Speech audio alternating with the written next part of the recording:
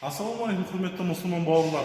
Міне, адам баласына 12 мүшені Алла тағала аманат етіп бергеннен кейін, аманатқа қиянат жасамай, өзіңіздің қарқалас өміріңізден аз ғана уақыт бөліп, спорт залға өзіңіздің денеңізді шынықтыруға келіңіз. Себебі пайғамбарымыз Мұхаммед саллаллаху алейхи ва саллям әлсіз мұсылманнан күшті мұсылман хайырлы деді. Себебі сіз ер азамат білікті және білімді болатын болса, ол өзінің отбасындағы әйел адамдарына, яғни қарындасына, әпкесіне, аяулы жарына, анасына дем береді. Сол кісіге қарап арқа сүйеді. Себебі әлсіз отбасыдан шыққан қыздар, яғни ер азаматтары әлсіз, ер азаматтары нашақор, ішімдікке берілген отбасыдан шыққан қыздар көбінесе ар ұятын сатқан, осындай интернет желісін шулатқан қыздар болып жатады.